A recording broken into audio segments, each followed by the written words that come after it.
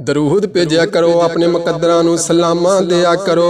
मेरे नबी दे उम्मतियो अपने आप ते फख्र करया करो, अपने आप ते नाज करया करो कि तुसी उस नबी दे उम्मतियो जेड़ा कौनेन दा वाली है, जेड़ा नबियां दा सरदार है, जेड़ा अल्लाह दा यार है, जेड़ा आमना दा लाल है, जेड़ा दो जहाना दा इमाम है। एक दफा जिब्राइल अलैहिस्सलाम नबी करीम सल्लल्लाहु अलैहि वसल्लम दी बारगाह विच अर्ज करन लगे कि या रसूल अल्लाह सल्लल्लाहु अलैहि वसल्लम, या रसूल अल्लाह दुनिया ते जिन्ने भी दरख्त ने, या रसूल अल्लाह इन्हां दरख्तां ते जिन्ने भी पत्ते ने, या रसूल अल्लाह इन्हां सारे पत्तियां दी मैं गिनती कर सकना वा।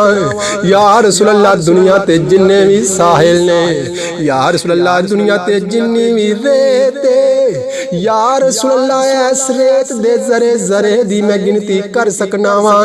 या रसूल अल्लाह दुनिया ते जिन्ना भी पानी है, या रसूल अल्लाह इस पानी दे कतरे कतरे दी मैं गिनती कर सकना वा।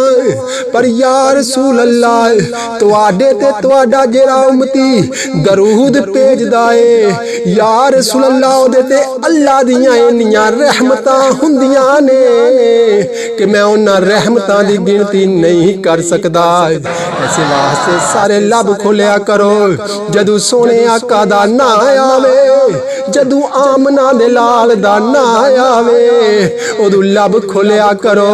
सारे मेरे नाल मिल के पढ़ो, अस्सलातु वस्सलामु अलैका या रसूल अल्लाह, अस्सलातु वस्सलामु अलैका